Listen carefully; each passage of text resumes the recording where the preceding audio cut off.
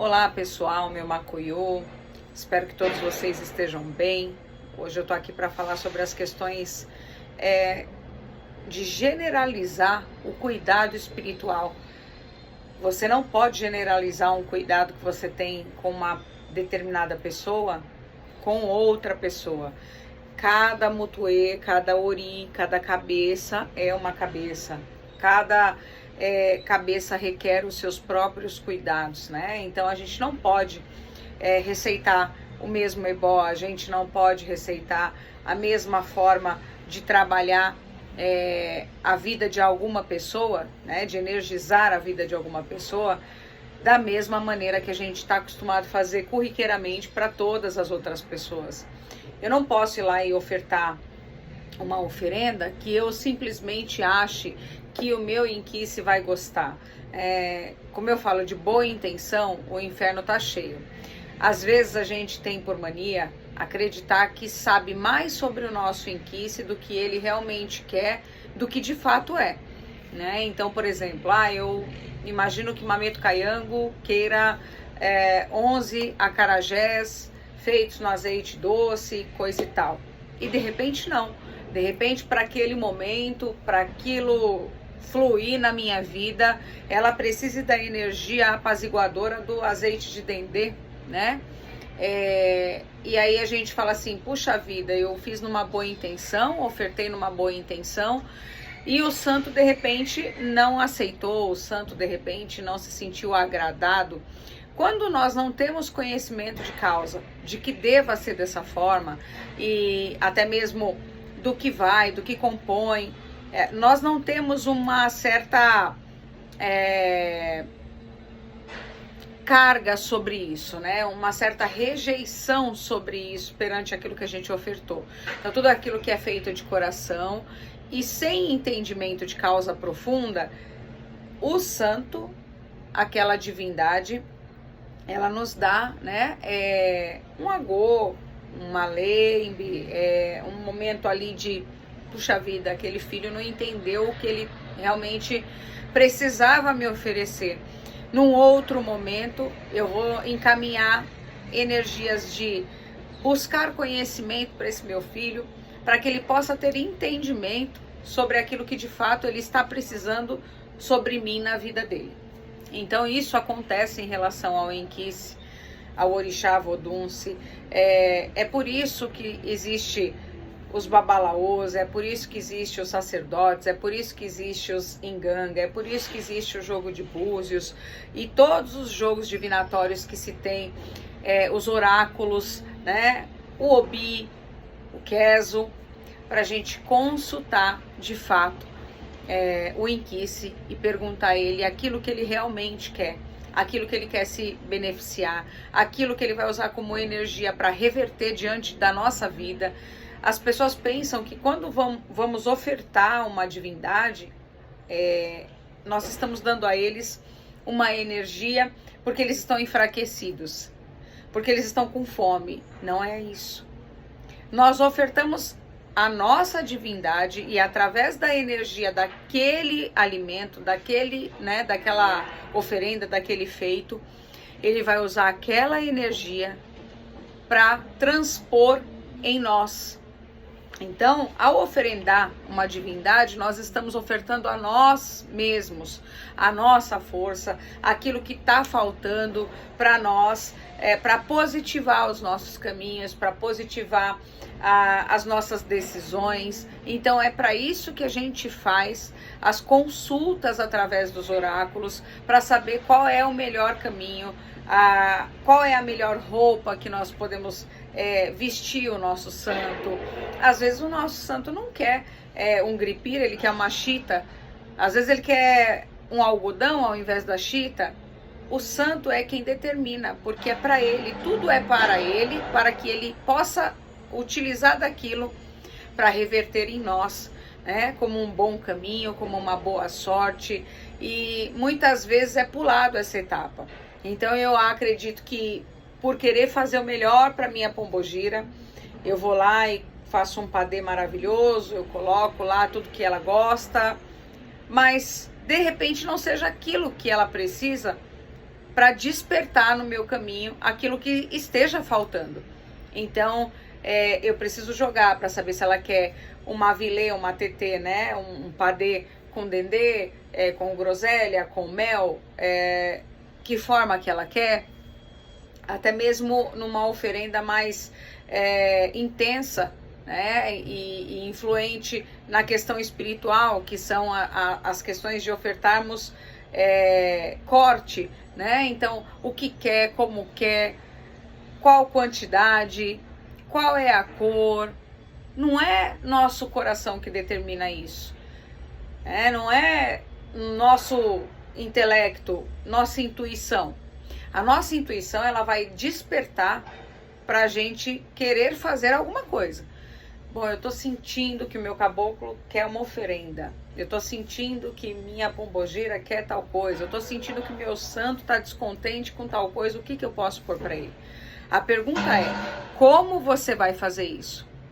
O que é que eles estão querendo? E são coisas que fogem do nosso saber. Muitas vezes as pessoas podem pensar que um sacerdote, uma sacerdotisa, ele tem na cabeça o que é a melhor oferenda para ganhar dinheiro, o que é a melhor oferenda para tirar mão de vumbi, o que é o melhor ritual para realmente vender uma casa. Gente, não, se fosse tão simples assim, a gente escreveria um livro com um único ebó para determinadas coisas. E para vocês que são da nossa religião de matriz africana, quantos ebós vocês não vê por aí que são existentes? Por isso a gente não deve julgar quando de repente a gente vê num ebó um elemento que a gente desconheça, né? Uma vez eu fui fazer um ebó e a pessoa que fez, né, o sacerdote que fez esse ebó em mim, utilizou uma caixa de presente. E eu estava com um determinado Odu negativo, e aí eu precisava passar todos os elementos e pôr naquela caixa de presente.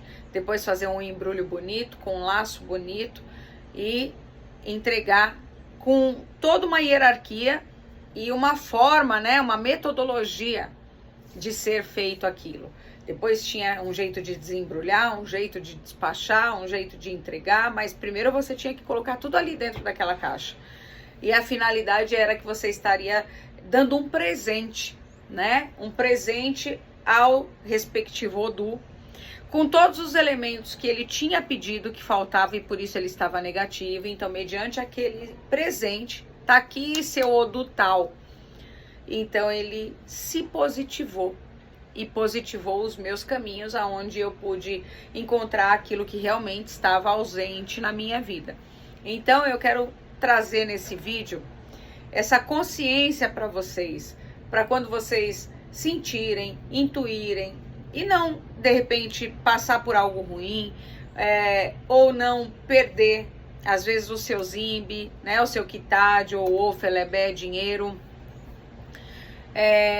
Pergunte antes, né, porque às vezes na dificuldade a gente vai lá e compre, pô, vou pôr essa pedra aqui, vou colocar isso aqui ali, e não é aquilo que o teu santo quer. Talvez o teu santo nem queira nada, esteja satisfeito, é só um banho de folha que você precisa tomar. Mas quando a gente vem nessa cultura minimalista, as pessoas, elas desconfiam e elas falam, poxa, tá faltando alguma coisa, não me convenceu. Porque os nossos olhos estão acostumados a olhar grandes feitos. 5 cabritos, 70 galinha, é isso que o nosso olho está acostumado a ver.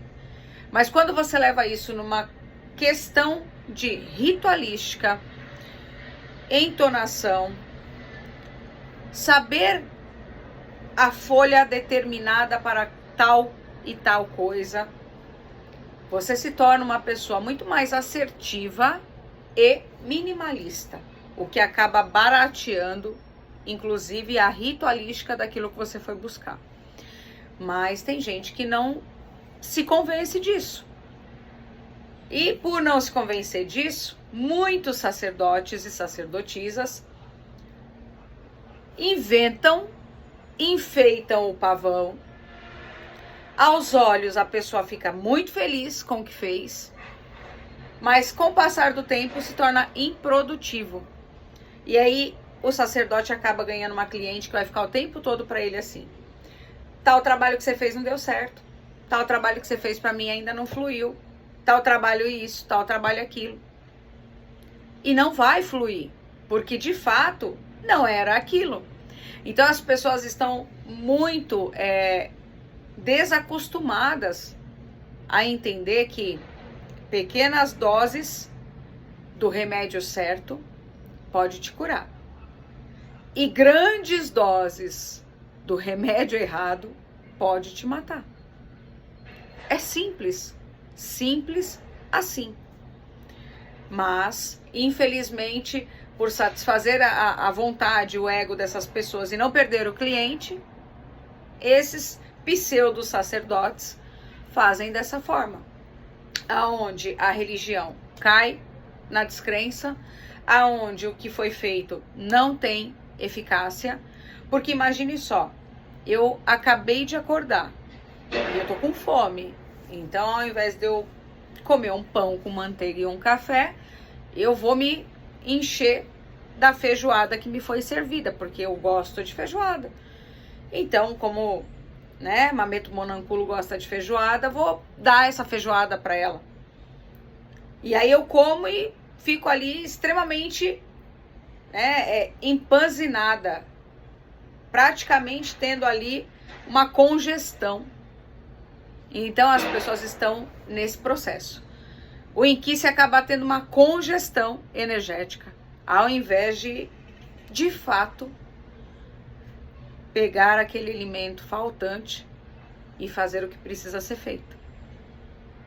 Então percebam isso. Tem muitas coisas boas, tem muito conhecimento bacana, tem muito papo interessante e as pessoas elas não querem percorrer este caminho da descoberta, do aprendizado, do que realmente faz sentido.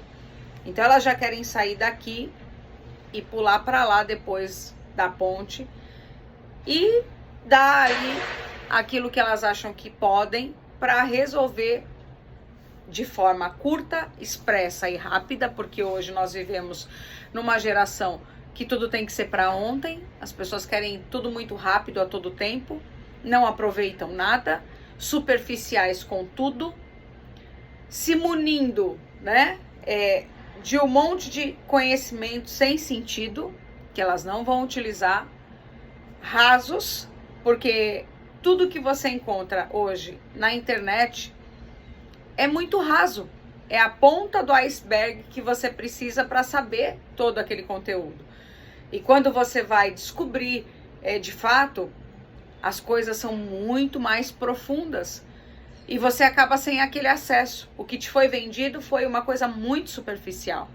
Então, se eu puder aconselhar você que está vendo esse vídeo, assistindo, busque aprender com profundidade, busque pessoas que estejam dispostas a passar para vocês conhecimento. E conhecimento, ele não está colocando como o único saber, o melhor, tudo é errado e só esse conhecimento X ou Y que está certo. Não.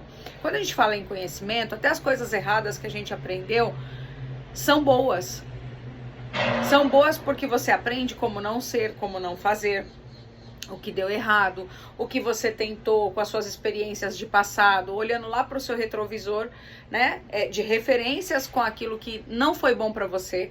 E aí você tem um para-brisa todo diante da sua frente para realmente fazer sentido, para realmente fazer diferente, para ter aquilo como referência que não deu certo e fazer diferente no teu presente, para que o seu futuro possa ser abundante, o seu futuro possa ser extraordinário, possa ser de axé, né? Então, a gente precisa realmente buscar se aprofundar em conhecimento, trabalhar o nosso intelecto. As pessoas querem trabalhar o espiritual, mas não trabalham o emocional, não trabalham o intelecto, não trabalham esses setores que precisam ser abertos para que tudo aquilo que dentro da espiritualidade você está aprendendo possa fazer sentido e possa fluir.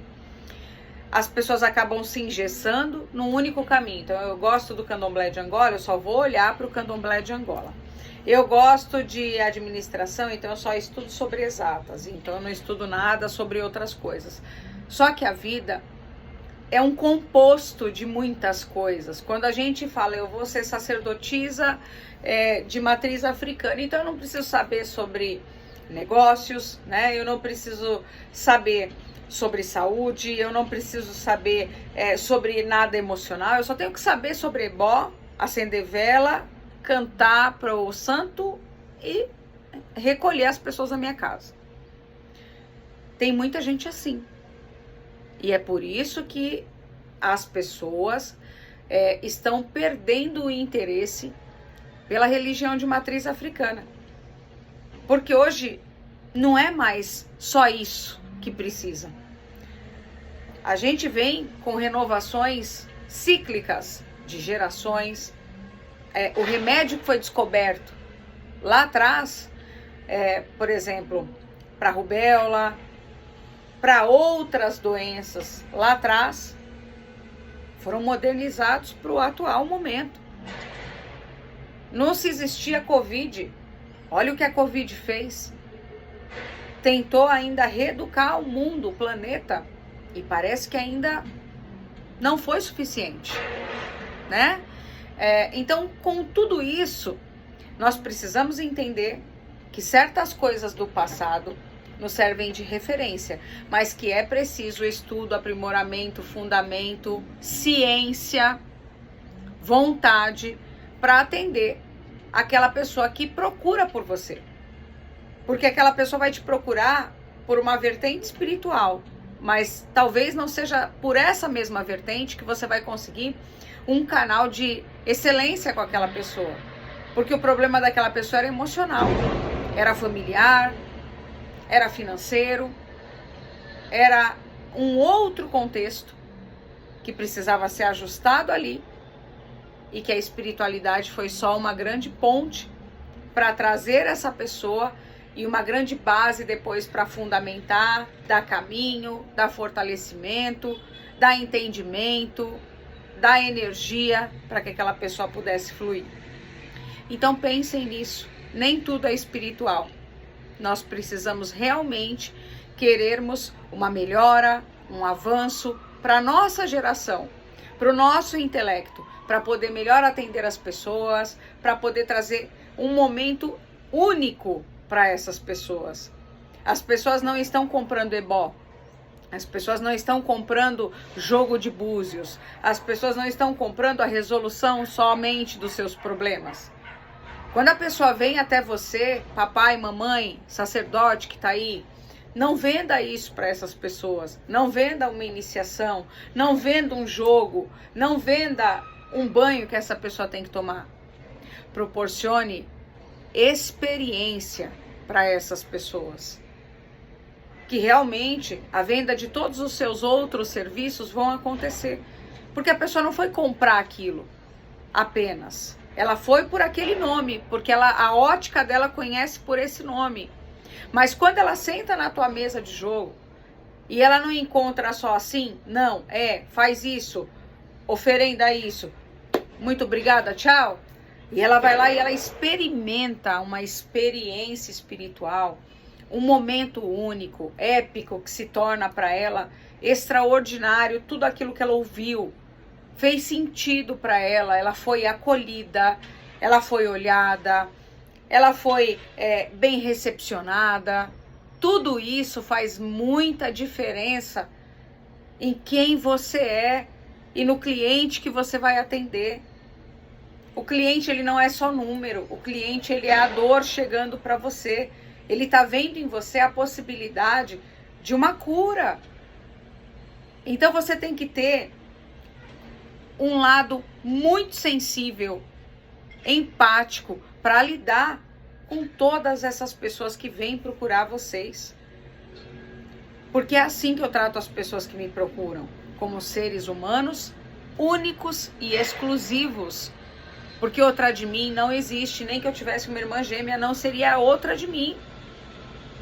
Seria um gene como o meu, mas a minha cabeça é minha cabeça. Eu sou eu, os meus propósitos, aquilo que eu busquei, aquilo que eu já estudei ao longo da minha vida. Então, para ter esse diferencial, muitas vezes as pessoas olham e falam, eu quero ser igual a Mameto Monanculo.